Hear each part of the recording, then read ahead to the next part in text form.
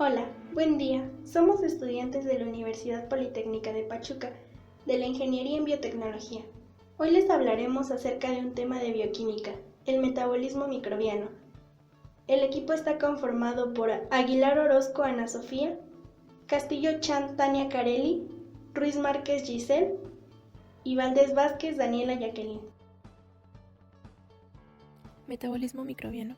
Se denomina metabolismo a la suma de las transformaciones químicas que ocurren en la célula. El metabolismo tiene dos componentes, catabolismo y anabolismo. El catabolismo comprende procesos que albergan energía liberada durante la desintegración de compuestos, utilizándola para sintetizar ATP. El anabolismo comprende procesos que utilizan ATP y metabolitos precursores para sintetizar y formar subunidades de macromoléculas que componen la célula. La función química esencial del metabolismo productor de energía es la de sintetizar moléculas orgánicas que poseen un alto nivel de energía potencial en forma de enlaces ricos en energía, la que luego es acoplada por medio de reacciones a las vías anabólicas. En el esquema se visualiza la asociación entre estos productos y el rol que desempeña el ATP como agente acoplador entre la síntesis y el catabolismo. La energía en los enlaces fosfato del ATP interviene en diversas etapas del proceso biosintético. Participa en la entrada de nutrientes a la célula. Se utiliza para obtener estos nutrientes en metabolitos intermedios de bajo peso molecular y además se utiliza en la polimerización de estos intermediarios en biopolímeros que constituyen los componentes principales del material celular, como son las proteínas, ácidos nucleicos, lípidos, entre otros. La formación de macromoléculas se da por los siguientes mecanismos. El primero, dirigida por una plantilla, que son ADN y proteínas, donde el ADN sirve para su propia síntesis y para la síntesis de diversos tipos de RNA, y las proteínas, donde el RNA mensajero actúa como plantilla para la síntesis de proteínas. En el segundo lugar, dirigidas por lípidos y carbohidratos.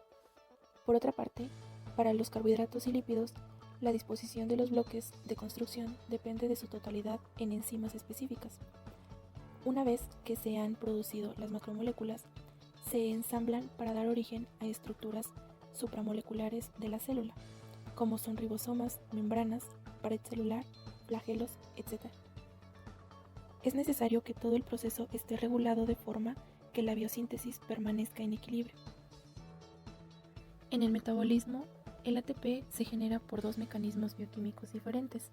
El primero es fosforilación a nivel de sustrato y el segundo es el transporte de electrones. Modos de metabolismo generador de ATP. El primero es oxidación biológica, que se puede dar por fermentación y respiración. La fermentación es exclusiva de bacterias y la respiración es exclusiva de bacterias y 3 géneros de hongos. Y la segunda es la fotosíntesis. La fermentación es un proceso productor de energía en el que los compuestos orgánicos actúan como donadores y aceptores de electrones. Los procesos fermentativos siempre mantienen un estricto control en su balance de óxido-reducción. El nivel promedio de oxidación de los productos finales es igual al del sustrato. La única forma de producir ATP durante la fermentación es por fosforilación a nivel del sustrato. Los microorganismos que obtienen la energía por procesos fermentativos son anaerobios estrictos o facultativos. Las fermentaciones más comunes de la glucosa son la fermentación alcohólica y la homoláctica. La respiración es un proceso metabólico productor de energía en el que los donadores de electrones son compuestos orgánicos y el aceptor final de electrones es el oxígeno molecular. La respiración anaerobia es la más completa, eficiente y evolucionada y consta de 3 etapas. La primera es la formación de piruvato a partir de azúcares, grasas o proteínas. La segunda es el ciclo del ácido tricarboxílico y la tercera es la cadena de transporte de electrones. Los carbohidratos son las moléculas biológicas más abundantes y presentan varios papeles en la célula. Algunos actúan como moléculas de almacenamiento de energía o como componentes estructurales. Los carbohidratos básicos son llamados monosacáridos e incluyen galactosa, fructosa y el más importante, la glucosa. Los monosacáridos pueden sintetizarse y formar polisacáridos. El catabolismo de los carbohidratos es la degradación de los hidratos de carbono a unidades menores. Una vez que fueron digeridas en monosacáridos, la ruta de degradación es la glucólisis, donde los azúcares como la glucosa y la fructosa son transformados en piruvato y algunas moléculas de ATP son generadas. La glucólisis consiste en 10 reacciones enzimáticas consecutivas que convierten a la glucosa en 2 moléculas de piruvato, el cual es capaz de seguir otras vías metabólicas y así continuar entregando energía al organismo. El piruvato o ácido pirúvico es un intermediario en varias rutas metabólicas, pero la mayoría es convertido en acetil coenzima A y cedido al ciclo de Krebs. Gracias a este ciclo obtenemos moléculas de NADH y FAT que se transforman en ATP, que viajarán por medio de la cadena de transporte de electrones. En este esquema se sintetiza estas rutas destacándose dónde se libera energía suficiente para la síntesis de ATP, así relacionando la glucólisis, ciclo de Krebs y cadena de transporte de electrones, poniendo fin al catabolismo de los carbohidratos. Glucogenólisis, proceso de degradación de glucógeno a glucosa 6-fosfato y glucosa libre. Ocurre principalmente en el hígado y en los músculos. El glucógeno se almacena energéticamente por medio de la glucogénesis. Esta se ejecuta en el citosol gracias a la enzima glucógeno fosforilasa, que rompe los enlaces alfa 1,4. Enzima desramificante, descarta las cadenas y transfiere los residuos a una cadena más cercana, generando hidrólisis. Así rompiendo el último residuo se libera glucosa. Puede ser hexoquinasa o glucoquinasa para procesarse en la glucólisis. Los lípidos son sustancias naturales que se disuelven en hidrocarburos, pero no en agua. Realizan un conjunto de extraordinarias funciones en los seres vivos. Algunos lípidos son reservas energéticas vitales, otros son los componentes estructurales primarios de la membrana biológica. Asimismo, otras moléculas lipídicas actúan como hormonas, antioxidantes, pigmentos o factores de crecimiento vitales y vitaminas. Los lípidos pueden dividirse en las siguientes clases: ácidos grasos y sus derivados. La mayor parte de los ácidos grasos naturales poseen un número par de átomos de carbono que forman una cadena sin ramificaciones. Las cadenas de los ácidos grasos que solo contienen enlaces sencillos se denominan saturados, mientras que las moléculas que contienen uno o varios dobles enlaces se denominan insaturados. Triacilgliceroles son ésteres de glicerol con 3 moléculas de ácidos grasos. La mayoría de estas moléculas contienen ácidos grasos de diversas longitudes que pueden ser insaturados, saturados o una combinación de ambos. Los triacilgliceroles son la forma principal de almacenamiento y de transporte de los ácidos grasos.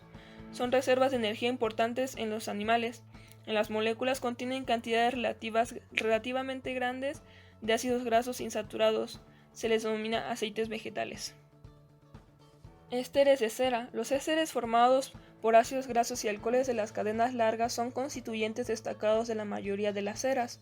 Las ceras contienen también hidrocarburos, alcoholes, ácidos grasos y aldehídos, complejos lípidos no polares. Fosfolípidos, componentes estructurales de las membranas. Hay 2 clases de fosfolípidos. Los fosfoglicéridos son moléculas que contienen glicerol, ácido graso, fosfato y un alcohol. Fosfolípidos, componentes estructurales de la membrana. Hay 2 clases de fosfolípidos. Los fosfoglicéridos son moléculas que contienen glicerol, ácido graso, fosfato y un alcohol, y las esfingomileinas, que contienen esfingosina en lugar de glicerol. Esfingolípidos son componentes importantes de las membranas de las células animales y de las vegetales. Todas sus moléculas contienen un aminoalcohol de cadena larga. Su grupo de cabeza polar consiste en uno o más residuos de azúcar. Isopronoides, moléculas que contienen unidades de isopreno de 5 carbonos. Los isopronoides no se sintetizan a partir del isopreno, sino que todas sus vías de biosíntesis comienzan con la formación de isopentil pirofosfato. Lipoproteínas. Las lipoproteínas plasmáticas transportan moléculas lipídicas del torrente sanguíneo de un órgano a otro. Se clasifican según su densidad. Los kilomicrones son lipoproteínas de densidad muy baja que transportan los trigliceroles y los ésteres de colesterol de los alimentos del intestino al tejido adiposo y a los músculos esqueléticos. Las lipoproteínas de muy baja densidad que se sintetizan en el hígado transportan los líquidos a los tejidos. Cuando éstas descargan parte de sus moléculas de lípidos, se convierten en lipoproteínas de baja densidad. Estas son absorbidas por las células tras su unión a los receptores de la membrana plasmática. La mayoría de las propiedades que se atribuyen a los seres vivos dependen de la forma directa o indirecta de las membranas. Todas las membranas biológicas poseen la misma estructura general, contienen moléculas de lípidos y proteínas. Los lípidos de las membranas son los principales causantes de las propiedades de fluidez, de partición regional, sellado y fusión de la misma. Las membranas exhiben heterogeneidad.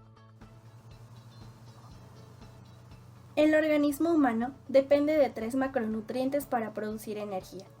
Estas se utilizan en el desarrollo de trabajo muscular y diferentes funciones celulares, que incluyen la reconstrucción y síntesis de nuevas células y tejidos.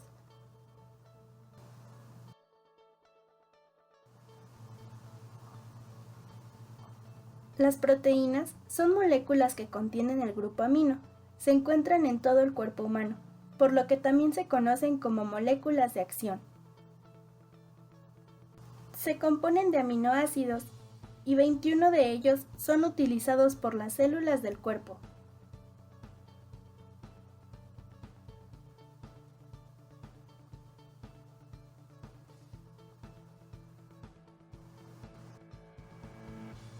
Una característica importante del metabolismo proteico es que existen procesos que se complementan entre sí y son la síntesis y la degradación de proteínas.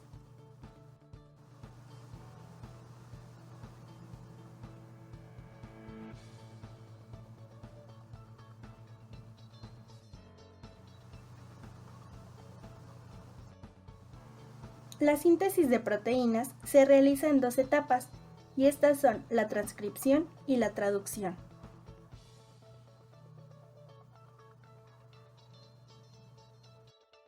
La transcripción ocurre dentro del núcleo de las células eucariotas. La molécula helicoidal de ADN se desenrolla y deja acceso a la cadena a partir de la cual se inicia la síntesis del ARN.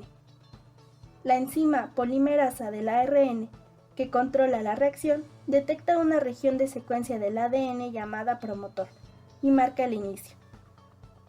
Los nucleótidos se van añadiendo uno por uno en orden complementario, y así se combina la adenina del ADN con el uracilo del ARN. Después, en el mismo orden, la timina se une con la adenina y la citosina con la guanina. Y así existe complementariedad entre el ARN y el ADN. Cifran los nucleótidos en tripletes y cada uno determina uno de los aminoácidos y reciben el nombre de codón. Conforme se leen los codones, se añaden los aminoácidos que corresponden a la proteína que se está formando. La traducción sucede en los ribosomas del citoplasma celular.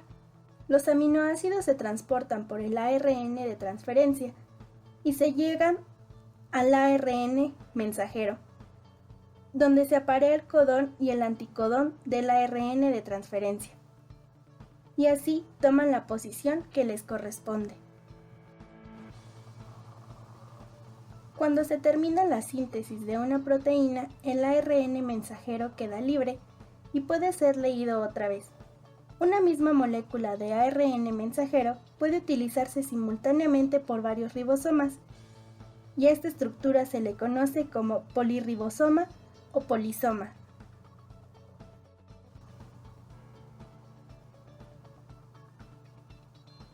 En el proceso de degradación de aminoácidos existen 2 partes. La primera está determinada con el grupo amino, que se elimina de la estructura del aminoácido y se transporta hasta ser eliminado del organismo. La segunda es la eliminación o aprovechamiento del resto del aminoácido, o también conocido como esqueleto carbonado. Es muy importante la eliminación correcta del grupo amino de los aminoácidos, porque el compuesto puede formar amoníaco en el organismo, y esto puede ser muy peligroso para el ser vivo. ya que si se acumula puede causar hiperamonemia. Sufren una reacción de transaminación para lograr la separación del grupo amino. Esta reacción forma el nuevo aminoácido y un nuevo cetoácido, siendo así objeto de una desaminación oxidativa rápida.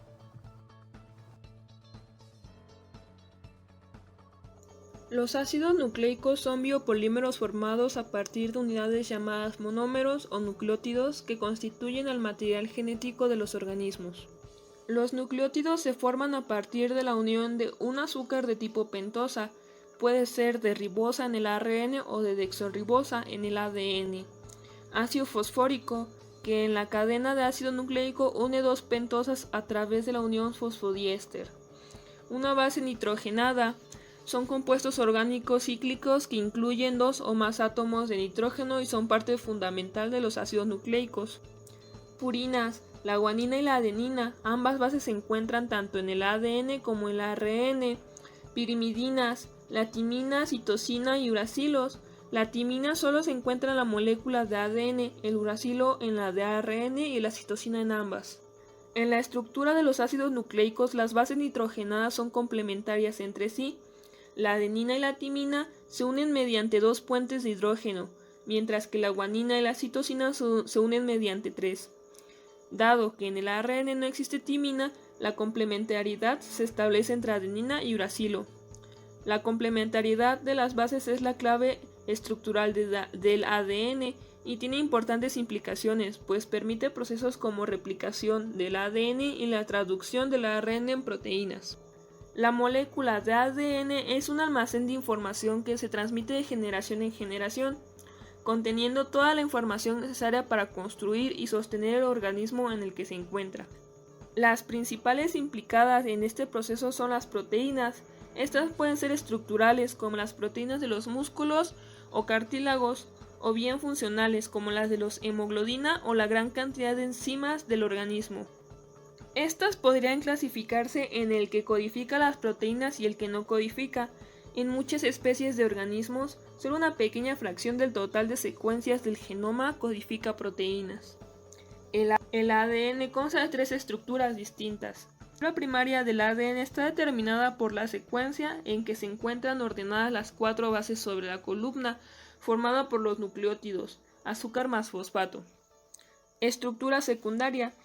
Las dos hebras de ADN se mantienen unidas por los puentes hidrógenos entre las bases. Los pares de bases están formados siempre por una purina y una pirimidina.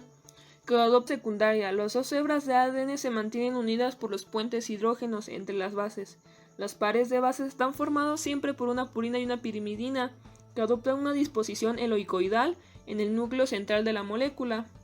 Estructura terciaria. Es la forma en que se organiza la doble hélice en procariontas, así como en la mitocondria y cloroplastos. Eucariontas. El ADN se presenta como una doble cadena circular y cerrada, que toma el nombre de cromosoma bacteriano. En los virus, el ADN puede presentarse como un doble hélice cerrado, como una doble hélice abierta o simplemente como una única hebra lineal. En las eucariontas, el ADN se encuentra localizado en el núcleo, apareciendo superenrollado y asociado con proteínas llamadas histonas. El ARN se encuentra en una célula típica en una cantidad 10 veces mayor al ADN.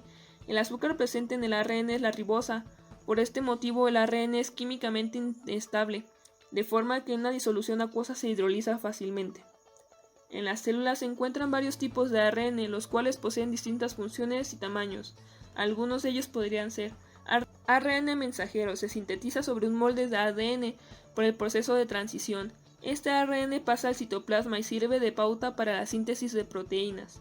ARN ribosómico. Están presentes en los ribosomas, organelos intercelulares implicados en la síntesis de proteínas. ARN transferente. El crecimiento microbiano requiere la polimerización de bloques bioquímicos de construcción para dar origen a proteínas, ácidos nucleicos, polisacáridos y lípidos. Los bloques de construcción pueden encontrarse preformados en los medios de cultivo o pueden sintetizarlos las células en crecimiento. Las demandas biosintéticas adicionales dependen de las necesidades de coenzimas para que participen en la catalización enzimática. Las reacciones biosintéticas de polimerización requieren la transferencia de enlaces anhídridos a partir del ATP. Para el crecimiento es necesaria la fuente de energía metabólica para la síntesis de enlace anhídrido.